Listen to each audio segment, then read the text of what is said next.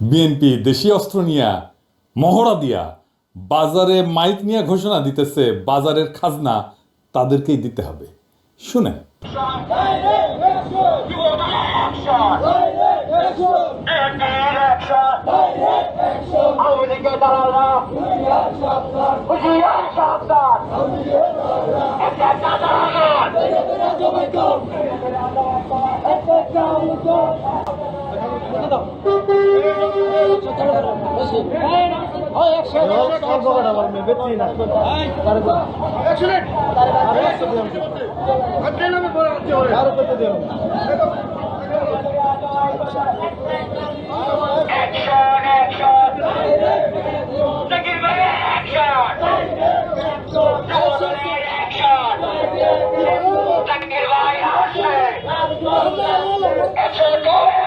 আওয়ামী লীগ বদমাইশ ছিল, কিন্তু চালাক বদমাইশ ছিল।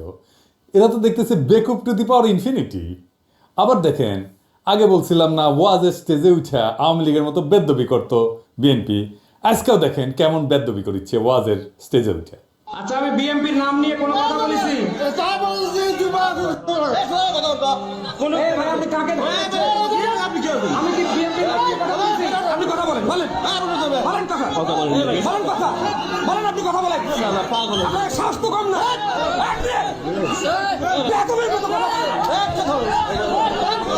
এরপরে বেদ্যবি করতে আসলে ধোলাই দিবেন একেবারে। একটা জায়গায় ধোলাই খেলে না সারা বাংলাদেশে সাইজ হয়ে যাবে। সেদিন দেখলাম ঠাকুরগাঁয়ের বিএনপি নেতা বলতেছে মির্জা ফখরুলের সমালোচনা যদি অযৌক্তিক হয় তাহলে বাড়িঘর থাকবে না। শুনেন। যৌক্তিক সমালোচনা করবেন, আমরা আপনাদেরকে বাহাবা দিব, ধন্যবাদ দিব। মিথ্যা সমালোচনা করবেন, আমরা আপনার প্রত্যেকটা মানুষের নৈতিক দায়িত্বের প্রতিবাদ করেন। কাউকে ছাড়ে দেওয়ার সময় নেই। তবে একটা জিনিস, মির্জা আলমগীরকে নিয়ে যে কথা তুলবে, আঙ্গুল তুলবে, বিশেষ করে এই অঞ্চলে ওর বাড়িঘর আমরা। এ বেড়ার নাম মতিউর রহমান, ঠাকুরগাঁ সদর উপজেলার বিএনপির নেতা। যৌক্তিক আর অযৌক্তিক কেমনে বুঝবে? কে ঠিক করবে? বিএনপি তো ঠিক করবে। আর অযৌক্তিক হলে বাড়িঘরে হামলা করবে। রাজনীতিতে সমালোচনা থাকবে না? সমালোচনা তো থাকবেই, অযৌক্তিক সমালোচনাও থাকবে। সমালোচনা যদি অযৌক্তিক হয় তাহলে সেটা জনগণ ধরতে পারবে না? অবশ্যই পারবে ধরতে। তাহলে জনগণের উপর সে আস্থা রাখতে পারতেছে না কেন? এরা উপজেলার নেতা, এরা তো শিখে বড় নেতা দেখে, তাই না? আগা হাল যেদিকে যায় পিছা হাল সেদিকেই যায়, তাই না? তো বিএনপির নেতা কর্মীরা ইনকা বেপরা হয়ে উঠছে কেন? টাকা কামানোর জন্যে, আর অন্যকে হুমকি দেওয়ার জন্যে।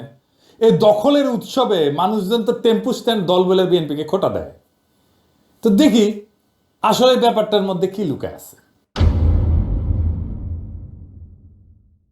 এর কারণ হইতেছে যে বিএনপির দল চালানোর মতো কোনো একটা আর্থিক ব্যবস্থা নাই। এই যে চাঁদাবাজি আর টেন্ডারবাজির অভিযোগ, তার আসল কারণটা কিন্তু ওইখানে। এই অভিযোগগুলো যে বিএনপি শত্রুরা বাড়ায় বাড়ায় বলতেছে তা কিন্তু না। জামাতের ব্যাপারে চাঁদাবাজির কিন্তু দুই একটা নিউজ হয়, অভিযোগ আসে, কিন্তু এটা বিএনপির মতো ব্যাপক না। কারণ জামাতের দলের একটা ইকোনমি আছে, একটা আর্থিক ব্যবস্থা আছে, তার কর্মীদের পালার মতো। বিএনপির নেতারা টাকা কামায়, কিন্তু টাকার আয়টা তার নিজের। পাচার হয়তো করে না, কিন্তু টাকাটা তার নিজের। এর একটা অংশ তারা হয়তো পার্টিতে চাঁদা দেয়, বড় জোর নির্বাচনের সময় কর্মীদের হাতে কিছু টাকা টাকা দেয়। বছরের বাকি সময় নেতা কর্মীরা কিভাবে চলবে, পরিবারের ভরণ পোষণ কিভাবে হবে, কোরবানি কিভাবে দেবে, বাচ্চাদের 2 দিন চিকেন ফ্রাই কিভাবে খাওয়াবে, সে ব্যাপারে বিএনপির কোনো নজর নাই। বিএনপির কর্মীরা নিম্নবিত্ত পরিবারের ছেলে মেয়ে, তাদের নিয়ে, তাদের ভবিষ্যৎ নিয়ে দলের নেতাদের কোনো চিন্তা আছে বলে মনে হয় না। আছে কি? আপনারাই বলেন, করে চিন্তা না? বিএনপির এই কর্মীরা মাঠ পর্যায়ে, তৃণমূলের কর্মীরা বেশিরভাগই ঘরের খেয়া বনের মস্তারায়, কিন্তু সেটার তো একটা লিমিট আছে, তাই না? তাইলে দলের নেতাদের উন্নতি, তাদের আয় রোজগার বৃদ্ধি, তার সাথে সাথে কর্মীদের এবং দেশের উন্নতি হওয়ার কথা, তাই না? বিএনপির বেলায় কিন্তু সেটা দেখি না। তো জামাতের বেলায় দেখা যায়, কিন্তু জামাতের বিশাল বিশাল আর্থিক ইনস্টিটিউট তারা তৈরি করতে পারছে। আমরা পরবর্তীতে এটা নিয়ে আলাপ করব। কিন্তু ধরেন বিএনপির ব্যাপারে দেখি, বিএনপির কোনো ইনস্টিটিউট আছে, প্রতিষ্ঠান আছে?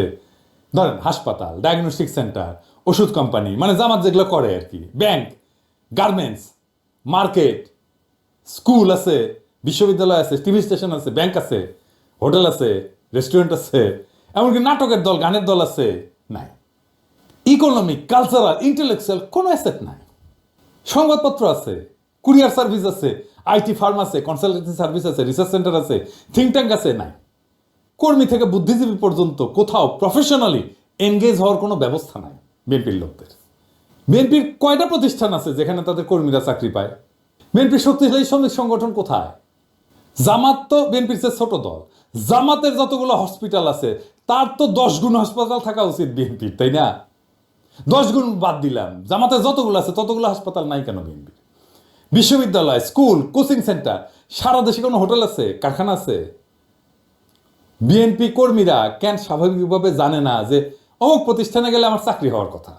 জামাত ইসলামী ব্যাংক তৈরি করছে, ক্ষমতা যাওয়ার অনেক আগে, ইবনে সিনা করছে 80-র দশকে। আরেকটা কারণ, এই সমস্ত প্রতিষ্ঠান থাকা রাজনৈতিক দলের জন্য খুবই দরকারি, কারণ পার্টির কর্মীদের কাজের মধ্যে থাকা দরকার। শ্রম না দিয়া বিনা পরিশ্রমে অর্থ উপার্জনের যে মানসিকতা, সেইটা খুবই বিপজ্জনক মানসিকতা, এবং এইটা একসময় করাপ্ট হবে, তাকে করাপ্ট করে ফেলবে। বাংলাদেশের রাজনৈতিক নেতারা, আপনারা কিছু মনে করবেন না, আপনাদের অসম্মান করার জন্য আমি এটা বলতেছি না, এটা বাস্তবতা। আপনার পেশা কি? আপনার আয় উপার্জন কিভাবে হয়? আমি তো কারোই বৈধ প্রকাশ্য কোনো আয়ের উৎস দেখতে পাই না। এটা রাজনীতিতে সবসময় একটা কোশ্চেন মার্ক। বিনা পরিশ্রমে টাকা উপার্জনের উপায় থাকলে দলের কর্মীরা অসৎ কাজে জড়িয়ে পড়ার সুযোগ পাবে। মানে ক্ষমতা আছে কিন্তু কাজ নাই, এরকম মানুষজন বিপদের কারণ হয়ে দাঁড়াবে। তো তাদের মাথায় শয়তান বাসা বাঁধবে সহজেই। আমি পেশার খুব গুরুত্ব দিই। মানে দেখবেন যে ফেসবুকে এসে অনেকে রাজা উজির মারে না, আমি অমুক, আমি তমুক, প্রচুর জ্ঞানের কথা বলে। ওর একটা লিঙ্কডইন প্রোফাইল খুঁজে বের করবেন, তাইলে বুঝবেন যে ও আসলে প্রফেশনালি, পেশাগতভাবে সে কি করে, কোথায় করে, কাদের সাথে কাজ করে, তার নেটওয়ার্কের মধ্যে কারা কারা আছে, এটা দেখবেন। এটা খুব জরুরি। আপনি অনেক দেখবেন মানে রিসার্চ আর পিএইচডি অমুক তমুক মেলা কিছু করে ফেলছে, লিঙ্কডইনের কোনো প্রোফাইলই নাই, বুঝছাও? তার মানে ও কিছু করে না, কিচ্ছু না, বা যা করে সেটা বলতে চায় না সে। বুঝতে পারছেন? এটা যদি চিন্তা করে দেখেন যে বাংলাদেশে সমাজের নিচ থেকে উপরে ওঠার ভালো কোনো রাস্তা নাই। এক প্রজন্মের মধ্যে নৈতিকতার সীমার মধ্যে এক শ্রেণী থেকে আরেক শ্রেণীতে যদি উঠতে চায়, সেটা প্রায় অসম্ভব ব্যাপার। এই বাস্তবে যদি এটা আপনি করতে চান, তো একটাই মাত্র পথ খোলা আছে, সেটা রাজনীতি।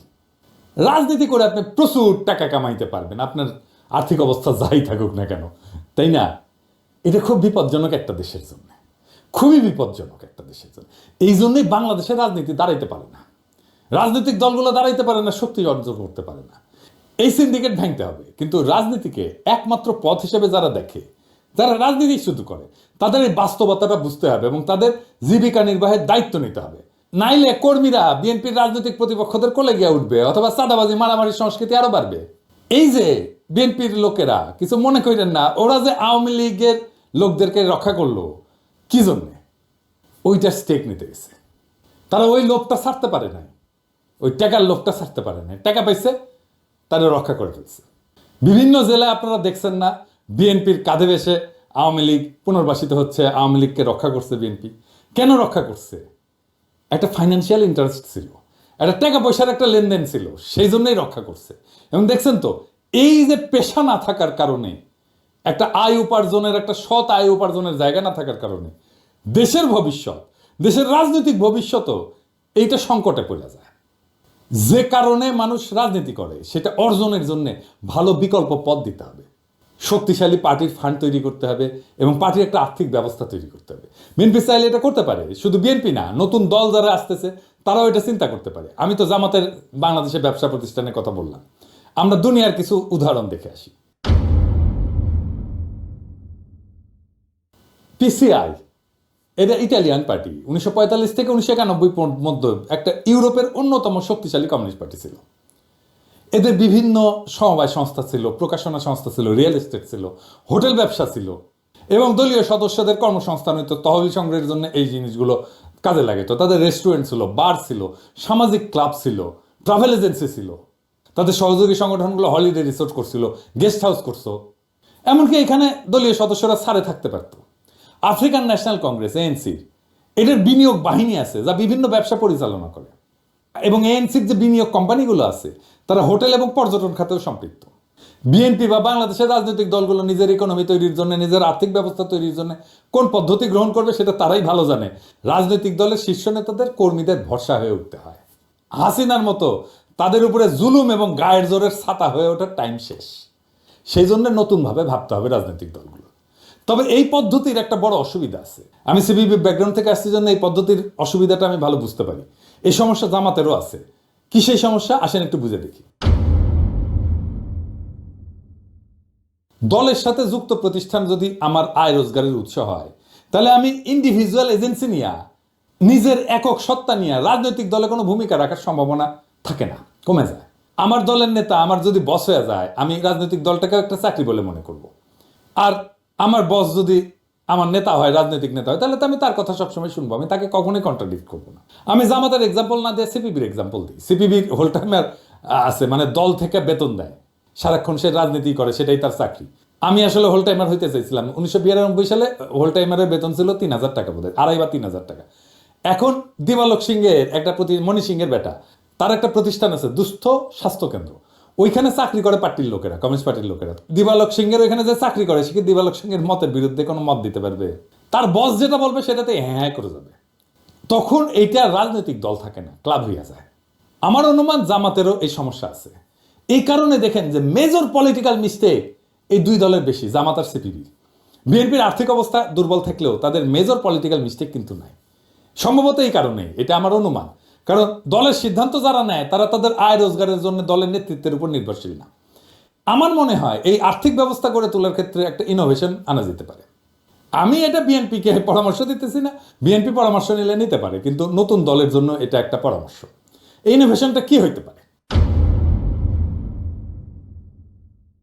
প্রতিষ্ঠানগুলোর শীর্ষ পদে দলের নেতা থাকবেন, এরা প্রফেশনাল থাকবে, তাতে বেটার, ভালো। কারণ প্রতিষ্ঠানটা ভালো চলবে, প্রফেশনালি চলবে। দলের নেতার অধীনে দলের কোনো কর্মী বা অন্য নেতা থাকবে না। আর একটা পদ্ধতি হতে পারে যে প্রতিষ্ঠানগুলোতে চাকরি হবে সাময়িক, ম্যাক্সিমাম 5 বছর, এরপরে তারা অন্য চাকরি খুঁজে নিতে হবে। এখানে সে ট্রেনিং পাইলো, এখানে একটা অভিজ্ঞতা পাইলো, সে দক্ষ হয়ে আর একটা চাকরি খুঁজে নিল। অথবা এইসব প্রতিষ্ঠানে যারা কাজ করবে দীর্ঘমেয়াদে, তারা নীতি নির্ধারণী পর্যায়ে কখনোই যেতে পারবে না। তো এটা ছাড়াও তো সমস্যা আরো অনেক। বিএনপিতে এখন মধুর মাছির আনাগোনা, দুর্দিনে কর্মী খুঁজে পাওয়া যায় হাতে গোনা। আর এখন সিনিয়র প্রবীণ নেতারা ধাক্কা খেয়ে মাটিতে পড়ে যায়, তাও খালেদা জিয়ার উপদেষ্টা রিজিভার মতো নেতাদের দেখেন।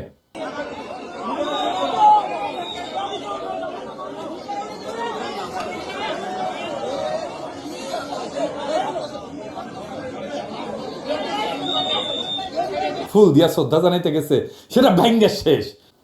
বিএনপির স্বাস্থ্য প্রতিমন্ত্রী ছিল, কোষাধ্যক্ষ ছিল, স্বাস্থ্য প্রতিমন্ত্রী ছিল মিজানুর রহমান সিনহা। দলের প্রাথমিক সদস্যপদ প্রত্যাহারের পাশাপাশি রাজনীতি থেকে অবসরে যায় 2020 সালে।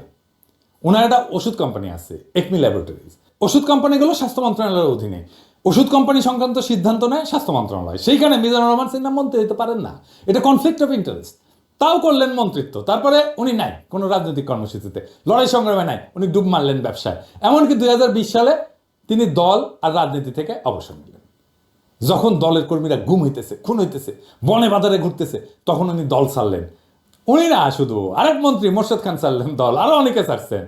পদত্যাগপত্রে মিজানুর রহমান সিনহা বললেন, গত কয়েক বছরে আমার ব্যবসায়িক ব্যস্ততা বাড়া, পাশাপাশি শারীরিক নানা সমস্যা দেখা দিয়েছে। 5 বছর পর ওনার শরীরে জোশ আসিছে, ক্ষমতার কাছাকাছি। মিজানুর রহমান সিনহা, আপনি কোন সালসা খাইছেন এনা কবেন, আমাকে না কন, নয়তো সেই সালসা প্রফেসর ইউনুসের দায়পার পড়া বুড়া খাটাস উপদেষ্টাগুলোর এনা খিলান, এইগুলা শুনলেও এনা জোশ আসুক। আর আমাক এনা কানে কানে কয়ে দেন না, মিজানুর ভাই বয়স বাড়িচ্ছে তো, আর কিছুদিন পর তো লাগবে আমারও, এনা টেস্ট করে দেখলাম ইনি শরীরে ক্যাঙ্কা জোশ আসে, দিবেন না, মিচ্ছি এনা দিলেই হবে, প্যাডে দিয়েন। হ্যাঁ নাকি ভাই আমার।